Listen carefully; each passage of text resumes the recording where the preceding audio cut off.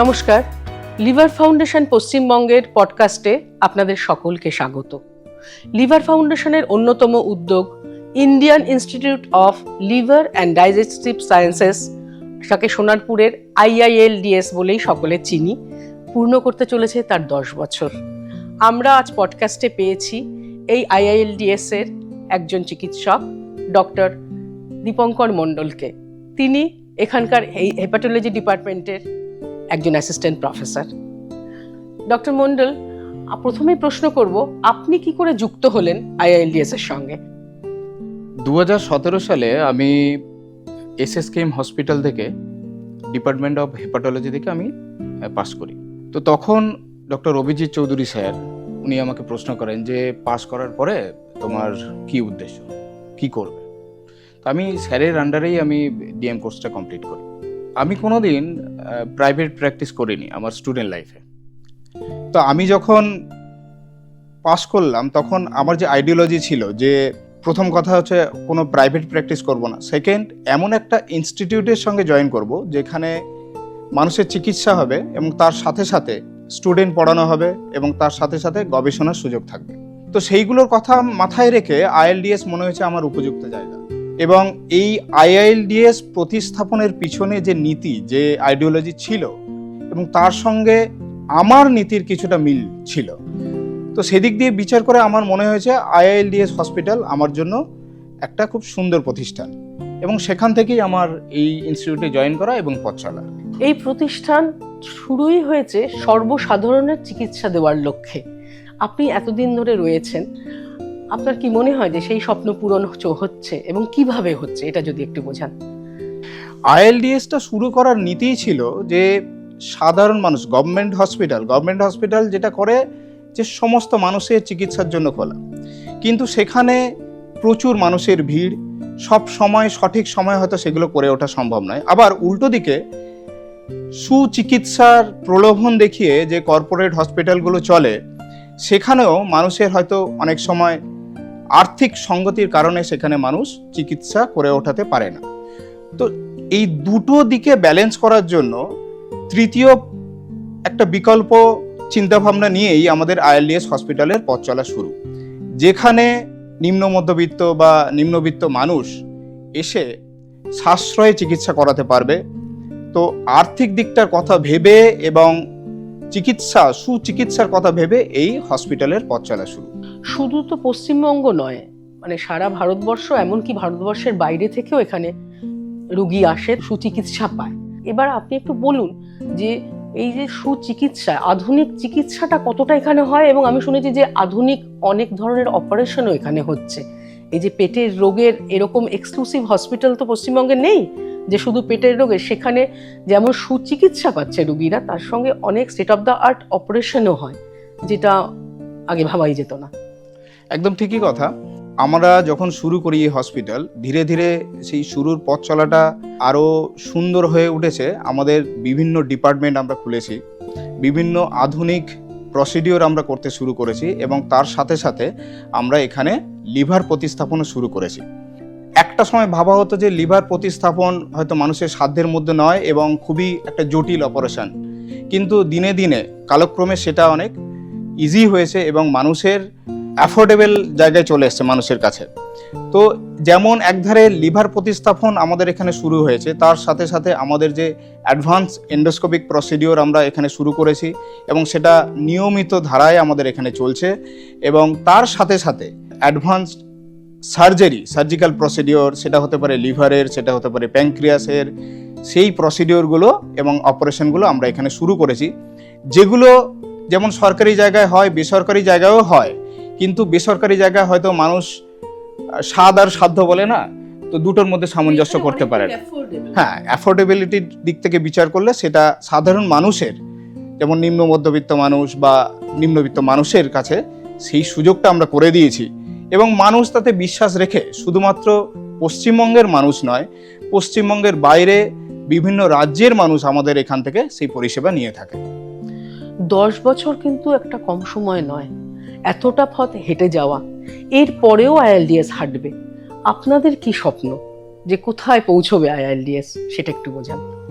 আমাদের সুদূর প্রসারী পরিকল্পনা। এবং আমরা আমাদের ভিশনটাকে আমরা সামনের দিকে এগিয়ে নিয়ে যেতে চাই এবং সামনের দিক ভবিষ্যৎ খুব উজ্জ্বল হিসাবেই আমরা দেখতে চাই। সেই দিকে লক্ষ্য রেখে আমরা 27শে ফেব্রুয়ারি আমরা আমাদের ইনস্টিটিউটে পেডিয়াট্রিক গ্যাস্ট্রোএন্টারোলজির সূচনা করতে চলেছি। তার সাথে সাথে আমরা ভবিষ্যতে আরও কিছু ডিপার্টমেন্ট ILDS এর মধ্যে যাতে সমস্ত রকম পরিষেবা দেওয়া যায় তারই ব্যবস্থা আমরা করতে চলেছি। ILDS এ অতি আধুনিক পেটের রোগের চিকিৎসা হয়, তা সকলের এগুলো জানেও না হয়তো যে কত ভালোভাবে এখানে নানান চিকিৎসা চলছে। আপনি যদি একটু ব্যাখ্যা করেন।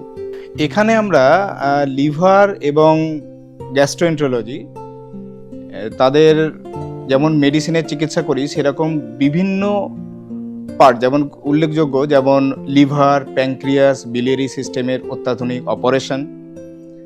লিভারের ক্ষেত্রে খুব ইম্পর্টেন্ট যেটা intervention radiology assisted different procedure, এবং গ্যাস্ট্রোএন্টারোলজির ক্ষেত্রে খুব ইম্পর্টেন্ট যেটা EUS এবং US গাইডেড অত্যাধুনিক প্রসিডিওরগুলো আমরা এখানে করে থাকি।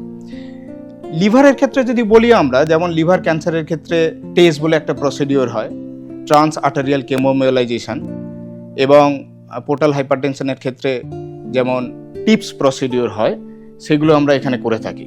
আপার জিআই ব্লিড মানে মুখ থেকে রক্ত বেরোচ্ছে লিভার পেশেন্টের ক্ষেত্রে, সেক্ষেত্রে BRTO বলে ডিফারেন্ট প্রসিডিওর এবং টিপস প্রসিডিওর আমরা এখানে করে থাকি।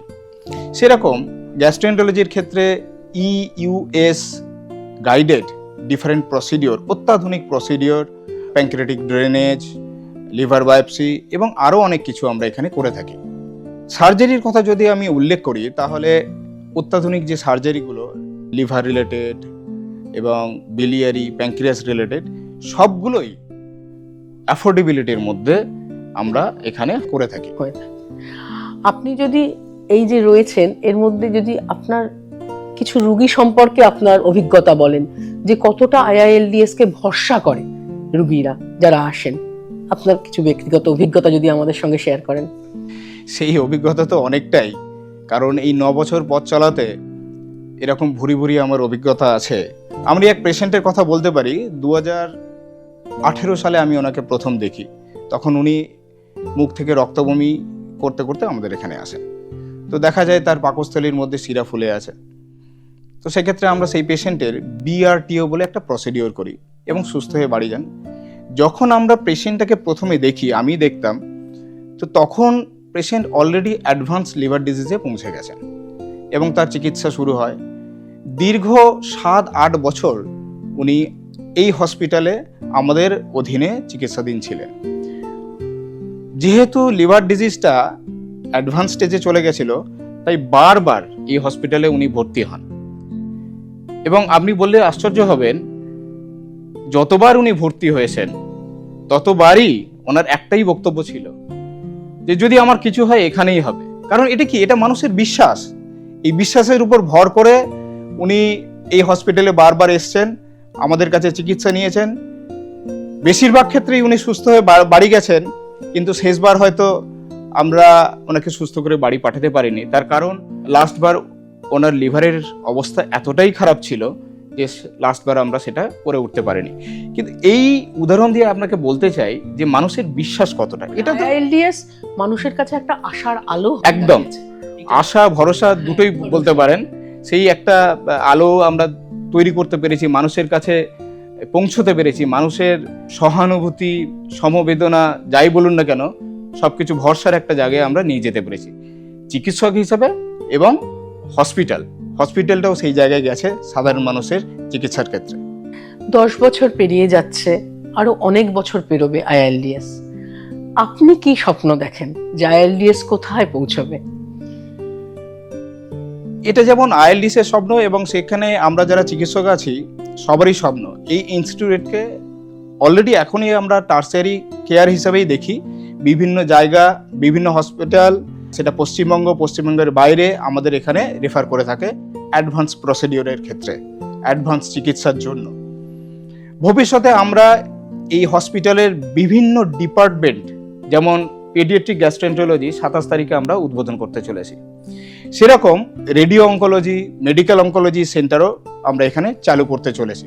এই সবগুলো নিয়ে এবং তার সাথে সাথে আমাদের যেমন গবেষণা এবং পাবলিক হেলথ, ড্রাগ রিলেটেড গবেষণা, এগুলো আমরা প্যারালেলি করে থাকি।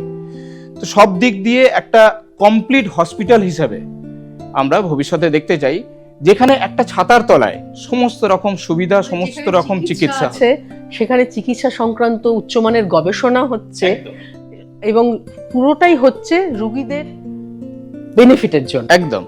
তো আমরা যদি এই গবেষণাটা না করতে পারি ভবিষ্যতে, তাহলে আমরা বুঝতে পারবো না যে কোন মানুষ কিভাবে বেনিফিটেড হচ্ছে। তার ড্রাগ থেরাপি, ড্রাগ রিলেটেড আমরা গবেষণা করি, পাবলিক হেলথের গবেষণা আমরা করে থাকি।